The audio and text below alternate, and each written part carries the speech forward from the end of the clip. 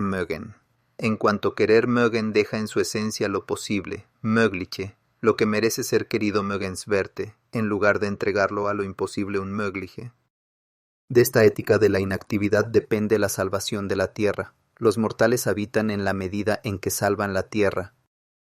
Retten, la palabra tomada en su antiguo sentido que aún conocía Lessing. La salvación no solo arranca algo de un peligro, salvar significa propiamente franquearle a algo la entrada a su propia esencia. La noción de protección del medio ambiente es demasiado débil frente a las inminentes catástrofes naturales.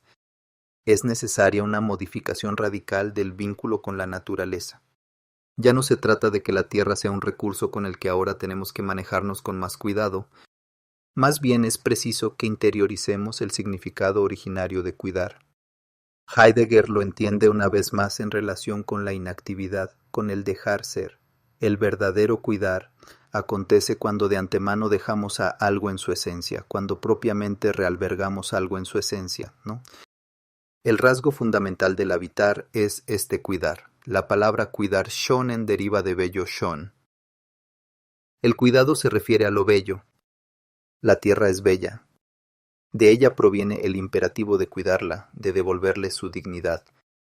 Para reparar las consecuencias catastróficas de la intervención humana sobre la naturaleza es necesaria, sin duda, una acción decidida. Pero si la causa del inminente desastre ha sido la acción humana, algo absolutamente establecido, una acción despiadada que se apodera de la naturaleza y la explota, entonces lo que debe corregirse es la propia acción humana. Por ello hace falta elevar la dimensión contemplativa de la acción, es decir, procurar ensanchar la acción incorporando la meditación. La obligación de actuar, de producir y de rendir conduce a la falta de aire. El ser humano se asfixia en su propio hacer. En la meditación todo se vuelve espacioso y aireado alrededor del ser humano. En los cuadernos negros de Heidegger se encuentra una frase muy digna de atención. La diferencia de ser es el éter en el que el hombre respira. Sin ese éter, el hombre se degrada a mero ganado e incluso queda por debajo de él, y todo su hacer se rebaja a ser cría de ganado. Heidegger formula aquí una biopolítica ontohistórica. El olvido del ser por falta de meditación nos arrebata el aliento. Degrada al ser humano a animal laborans. Vista la cuestión desde esta perspectiva, la inactividad adquiere un significado político. La política de la meditación debe eliminar esas presiones que amaestran al ser humano para que sea ganado en renta o de labor. El Heidegger de los inicios, al igual que Arendt, está inspirado por el patos de la acción. La inactividad contemplativa es algo aún completamente ajeno a él. Si bien descubre la condición de arrojado de la existencia humana, la resolución hacia la acción la eclipsa.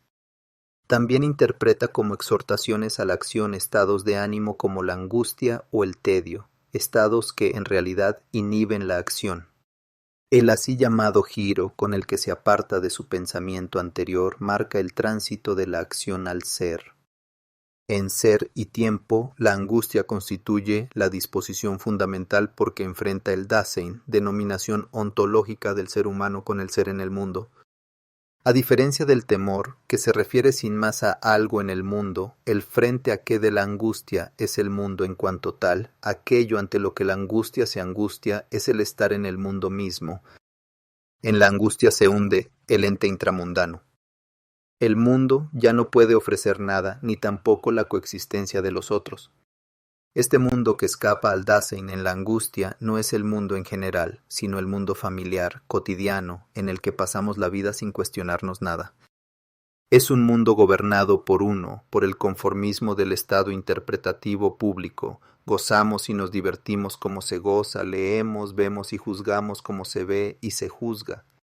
El uno, que no es nadie determinado y que son todos, pero no como la suma de ellos, prescribe el modo de ser de la cotidianidad. El uno en cuanto nadie le quita al Dasein el peso de la decisión y la responsabilidad al librarlo de la acción en sentido enfático. El uno pone a disposición del Dasein un mundo prefabricado en el que todo ya está interpretado y decidido. La cotidianidad, con sus modelos de pensamiento y comportamiento aceptados por todos sin cuestionarlos, es el constructo del uno. Esta le impide al Dasein ser alguien que se haga cargo expresamente de su sí mismo por medio de la acción. Él, uno rehúsa toda visión independiente del mundo. Heidegger denomina impropiedad o estado de caída a este modo de ser. El Dasein existe en primer término y la mayoría de las veces de manera impropia. Se cierra a la posibilidad del más propio poder ser. Solo la angustia abre al Dasein la posibilidad de hacerse cargo de su poder ser sí mismo en contra de la impropiedad, o sea, la posibilidad de actuar. Heidegger exige a la angustia de este modo algo que en realidad le está negado, puesto que la angustia implica la imposibilidad de actuar. Sin embargo, él la entiende como la posibilidad por excelencia de apoderarse del sí mismo más propio y decidirse a la acción. Heidegger tampoco piensa el tedio como un pájaro de sueño que incuba el huevo de la experiencia. Lo interpreta igualmente como una exhortación a la acción. En el tedio, tanto como en la angustia, al Dasein se le escapa el mundo, es decir, el ente en conjunto. El Dasein va a parar a un vacío paralizador. Todas las posibilidades del modo de obrar son denegadas. Sin embargo, Heidegger advierte en este denegarse. Versagen, un decir Sagen, en este denegarse, ¿qué dice lo ente que se deniega en conjunto? Justamente las posibilidades de su del Dasein modo de obrar.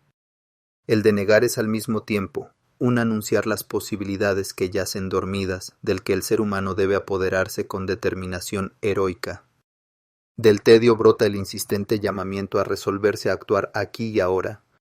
Este resolverse al sí mismo más propio, o sea, a ser alguien, es él. Instante. Ser y tiempo está dominado íntegramente por el énfasis en el sí mismo y en la acción. También la muerte es entendida en términos de poder ser sí mismo.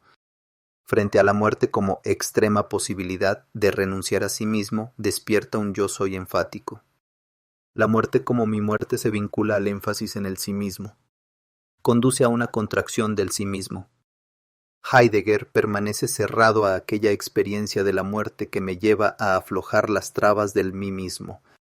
Este tipo de muerte dice lo siguiente: frente a la muerte me doy la muerte, en lugar de aferrarme a mi ego. Esta muerte me libera en dirección a lo otro.